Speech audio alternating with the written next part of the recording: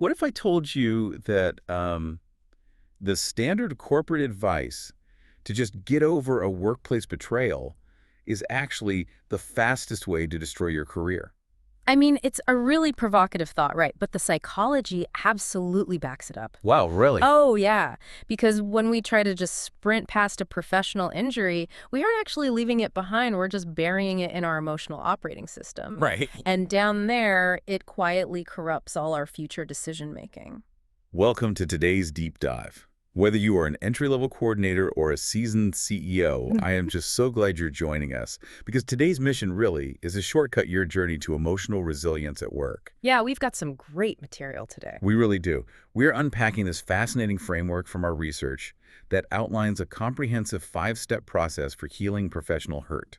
And the secret weapon here, the core mechanism, is something you almost never hear discussed in a boardroom. Right. It's the practice of forgiveness. I know what you might be thinking out there.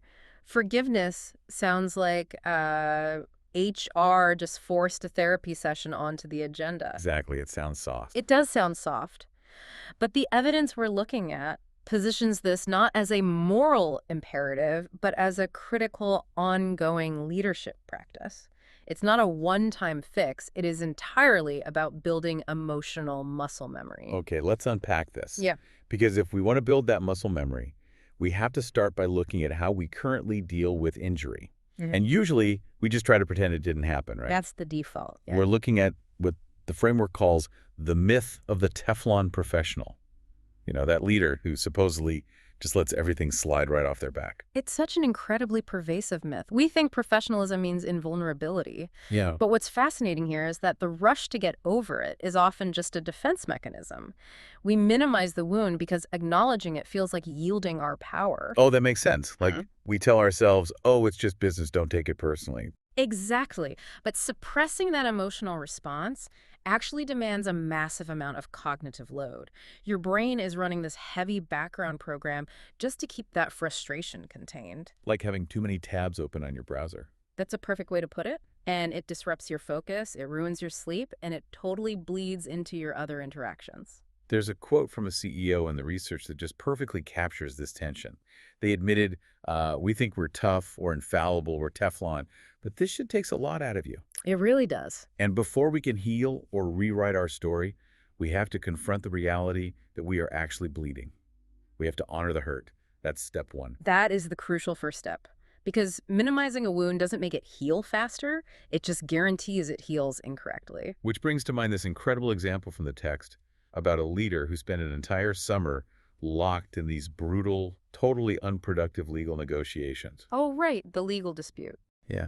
And instead of just chalking it up to the cost of doing business, this leader kept meticulous records of the time spent. Like, they calculated hundreds of hours wasted over 6 months. Yeah. But let me push back on this a little bit. Doesn't keeping a meticulous log of how you were wronged border on, like, obsession? How do you do that without just building a shrine to your own misery and falling into a complete victim mentality? Well, that's the danger, certainly. The victim mentality is a trap where you basically surrender your agency to the unfairness of the event. Right.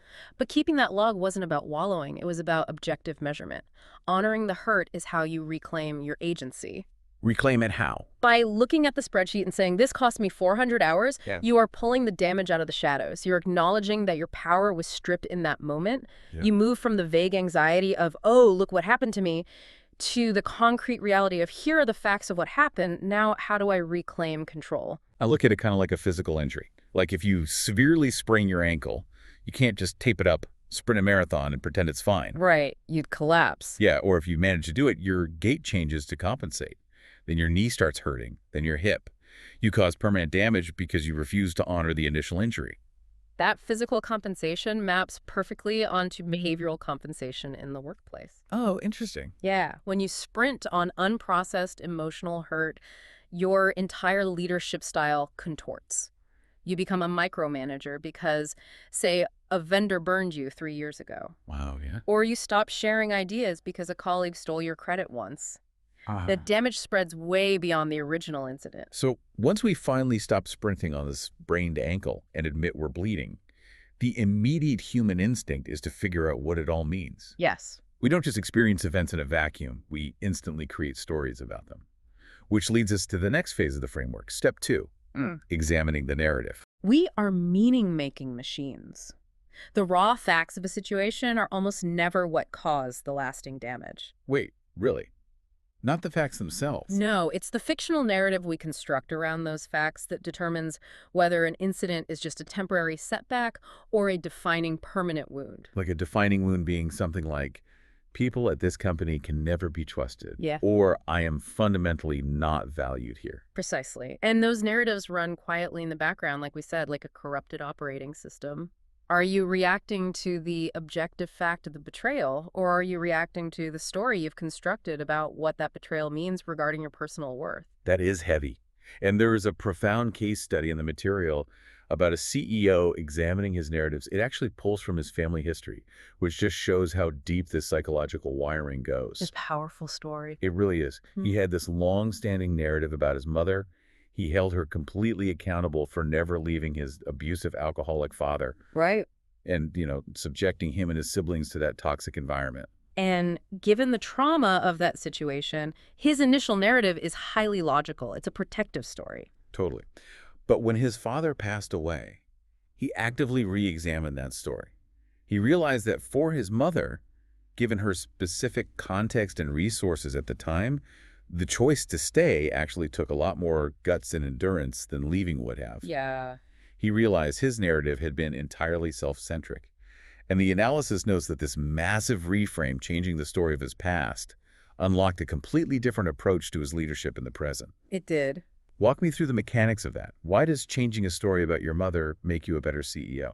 Because it fundamentally rewires how your brain processes complex human behavior. Okay. When he operated under the narrative that his mother was quote-unquote weak, his baseline assumption was that people who make choices he disagrees with are fundamentally flawed or malicious.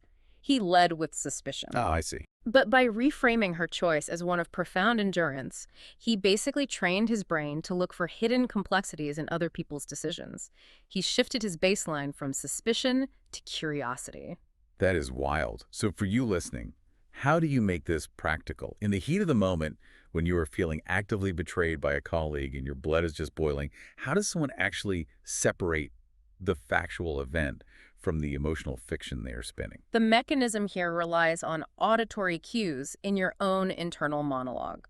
You have to listen for absolute language. Like what? Words like always, never, or completely, like this always happens to me, or this department is completely broken. Right, I've definitely said those. We all have. But when you hear those absolutes, your amygdala, your brain's threat center, has basically taken over. To shift the processing back to your prefrontal cortex, where logic and executive function live, you have to ask yourself a specific circuit-breaking question. Which is, What else might be true? what else might be true? It's such a simple question, but it forces a pause. It creates cognitive space. And this raises an important point about what we're not doing here. We are not forcing toxic positivity. Thank goodness. Right. You don't have to pretend a betrayal was actually a hidden blessing. That's just another unhelpful fiction. What else might be true? Allows you to find a narrative that acknowledges the hurt while leaving room for hope. Give me an example of that in the office. Sure, you shift from my boss stole my idea because he hates me to my boss took my idea because he is under immense pressure from the board and acting out of fear. The action was still wrong, but that second narrative gives you a much wider array of professional responses. There's a subtle linguistic shift highlighted in the research that I think is brilliant. One leader talked about realizing, I get to change that narrative rather than I have to. Yes. It frames the narrative work not as some HR chore, but as reclaiming your power to interpret your own life. It restores your agency. And once your agency is restored, you can no longer be passive. You are forced to make concrete, real-world choices about the future of the relationship that caused the hurt. Which brings us to the concept of radical acceptance. Steps 3 and 4. And that is a heavy phrase. Radical acceptance means acknowledging that the past is entirely locked. The ideal version of what you wanted that relationship to be might be gone forever. The only path forward is a choice about tomorrow. Right. And the framework categorizes these choices into 3 distinct paths. Path A is restoring the relationship. Path B is maintaining a professional-only boundary. And Path C is releasing the relationship entirely with clean closure. Let's talk about Path A, restoration. Because the research details a CEO who received an olive branch from someone who had deeply hurt them. And the CEO's response was, I'm not sure if I'm ready to take it yet. Yeah. They admitted forgiveness carries immense weight, and they just weren't in a place to say, we're all good. And the analysis actually praises that response. Absolutely. Rust forgiveness is performative. It's a hallmark of conflict avoidant cultures. Oh, that makes sense. Just sweeping it under the rug. Exactly. If genuine restoration is the goal, the person who caused the hurt has to demonstrate sustained behavioral change, and the injured party has to process their feelings enough to be vulnerable again. That timeline cannot be hacked. By saying, I'm not ready, the CEO is actually protecting the possibility of future restoration by refusing to fake it in the present. And if you can't restore it, there is path B, the professional-only boundary. The documentation quotes a leader who decided, I am never going to be vulnerable with this person again. Hmm. They sit on a board together, they're polite, they discuss the quarterly numbers, but the deep trust is permanently gone. And the material explicitly states that is not a failure. That is clarity. We constantly conflate being a quote-unquote team player with being friends with everyone in the corporate ecosystem. You do not have to be friends to be highly effective colleagues. The clarity of that boundary is what makes the working relationship functional. Here's where it gets really interesting. I think we constantly confuse forgiveness with being a pushover. We assume that if we forgive someone, we have to let them right back into our inner circle. Right, which is dangerous. Yeah. I always go back to the proverb, good fences make good neighbors. Yeah. In the workplace, boundaries aren't cold or retaliatory. They're the honest, sustainable fences that allow you to actually work next to someone without losing your mind. A boundary is simply a clear definition of where you end and the other person begins. And the research highlights a major vulnerability for leaders confusing forgiveness with an absence of boundaries. This manifests most dangerously in what they call the friend versus boss trap. Oh, this was the most eye-opening part of the framework for me. The material lists specific red flag phrases to watch out for. For example, an employee coming into an office and saying, I need to speak to friend you right now, not boss you. On the surface, it sounds incredibly innocent. The employee is just seeking psychological safety. They want connection. But look at how the leader she's referred to as Boss Jen handled it. The employee asked for friend Jen, and Jen responded, I'm never not your boss. I care about you as a person, but there is no side conversation. There is no separate conversation. Yeah. When I first read that, it sounded almost harsh. Walk me through why that steel boundary is actually a good thing. It is an act of profound compassion, actually, because it prevents a future, much deeper betrayal. How so? Well, if Jen had lowered the boundary and pretended to just be a friend, the employee might have disclosed something, perhaps a severe ethical violation by another team member, or maybe a massive legal liability. Oh, wow. Right. At that point, Jen's fiduciary duty to the company would force her to act as boss Jen. The employee would feel incredibly betrayed, thinking they had shared a secret with a friend. By maintaining the boundary up front, Jen keeps the rules of engagement honest and predictable. That is so true. Hmm. There's another intense example in the text of a leader who had an employee going through cancer treatment. Oh, yeah. The leader was tying themselves in knots, losing sleep, just trying to anticipate every possible need the employee might have. Finally, the leader had to establish an internal boundary and tell the employee, I cannot read your mind, and I will not feel guilty for not knowing what you need. If you need support, you have to actively tell me. That beautifully illustrates how boundaries preserve the caregiver's capacity to care. The leader realized their own anxiety was becoming toxic to the working relationship. Yeah. By placing the responsibility of communication back on the employee, the leader preserved their own emotional energy. They could actually be supportive when called upon, rather than burning out from the exhausting work of guessing. So healthy boundaries sound like, I deeply value our relationship, and I'm not able to be your sole support system. Or I can listen to you vent for 10 minutes, and then we have to pivot to this project. It's honest. Very honest. So we've honored the hurt. We've rewritten the narrative. We've made our choices and built our fences. Logically, we should be done. But the reality of human neurobiology is that your brain will still try to drag you backward. You'll be sitting in traffic, and suddenly you are fuming about a betrayal from 6 months ago.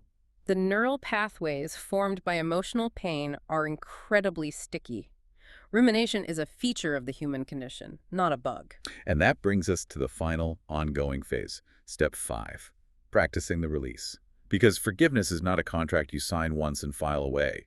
It is the internal mechanics of letting go, over and over again. One of the leaders interviewed states, I can hold joy and hurt at the same time. But we don't spend time deciphering it, figuring it out. The practice of the release is the vigilance of noticing when your brain has entered a rumination loop and consciously choosing to redirect your attention. The research outlines some visualization techniques that sound a bit abstract but are apparently highly effective, like imagining the hurt as a physical weight that you deliberately set down on the floor, or picturing it as a balloon that you release from your hand and watch drift away. Mm-hmm. Why does picturing a balloon actually do anything to solve a complex workplace dynamic? Because it creates cognitive distance. When you are ruminating, you are fused with the thought. Your body is reacting as if the betrayal is happening right now in real time. The elevated heart rate and everything. Exactly. Visualizing the thought as an external object, a balloon, a weight forces your brain to recognize it as just a thought, not a present reality. You observe the feeling without being hijacked by its emotional payload. You see the fire, but you refuse to throw another log on it. So what does this all mean for you listening right now? How do you actually operationalize this? Well, the framework gives a really practical roadmap. Yeah, it breaks it down into time frames. Right. This week, name the specific hurt. Don't use vague terms like "they let me down." Be precise. They broke a commitment in a client meeting which made me look incompetent. And notice the story you are telling yourself about it. Mm-hmm. This month, process it with a trusted third party, away from the office, and make a clear decision about your boundaries. And this year, commit to developing forgiveness as a core leadership competency. Because if you avoid this work, if you decide it's just too much effort to examine your narratives and set boundaries, you fall victim to the most devastating concept in our research today, which is the accumulation of emotional scar tissue. The fascia metaphor. This is a concept I haven't been able to stop thinking about since I read it. If we connect this to the bigger picture, it explains the root cause of almost all corporate dysfunction. One of the experts compares professional hurt to physical scar tissue. When you suffer a physical injury, the skin on the surface might heal perfectly. You look fine. Right. But underneath the skin is the fascia, the complex web of connective tissue that wraps around every single muscle and organ in your body. And if that underlying fascia isn't properly massaged and treated during the healing process, it binds up, it gets super tight. And suddenly, a shoulder injury from 10 years ago is causing chronic hip pain or neurological issues today because the entire system is connected. Professional hurt operates through the exact same mechanism. You might appear completely healed. You're hitting your quarterly targets, you're running the meetings, you're smiling. But if you haven't done the internal work, the honoring, the narrative checking, the releasing that unprocessed hurt acts like bound-up emotional fascia. Wow. It silently restricts your range of motion as a leader. It dictates your risk tolerance. It limits your capacity to trust anyone new. One leader realized this firsthand, noting things that I thought maybe I had these experiences that scarred me, and maybe I thought I was healed, but it haven't been. They realized their emotional range of motion was severely restricted. If you've been undermined by a peer, your fascia tightens, and now you view every collaborative project as a threat. Your job as a professional is not to prevent all fractures. Organizations are incredibly complex networks of human relationships, and those networks will inevitably fracture. It is just a statistical certainty. Right. Your job is to model what healthy repair looks like, or to model healthy release when repair isn't an option. That is the ultimate takeaway. Practicing forgiveness in your career isn't a weakness that leaves you exposed to further injury. It is a profound strategic strength. It is the mechanism that frees you to reclaim your cognitive energy from the past so you can lead with absolute clarity and courage in the present. Which leaves us with a final thought to ponder, actually. Something that scales this entire conversation from the individual to the enterprise level. Okay. Think about your own workplace right now. If unprocessed professional hurt acts like physical scar tissue that secretly restricts our movement and limits our trust, what happens to an entire organization when everyone is walking around with untreated, invisible scar tissue? That is a staggering question. How much of what we casually label as a quote-unquote toxic corporate culture is actually just the collective compounding result of unhealed, unprocessed professional hurt that no one was ever taught how to release? If everyone is sprinting on a sprained ankle, eventually the whole company collapses. It puts the responsibility squarely back on us to build that emotional muscle memory, to stop pretending that the murky landscape of human relationships can just be managed with a clean spreadsheet and to actually do the work. I want you to try this today. Identify just the very first, smallest step you can take toward releasing resentment about a specific work situation. Don't fix the whole relationship, just take that one small step. Thank you so much for joining us on this deep dive. Go rehab those muscles, and we'll see you next time.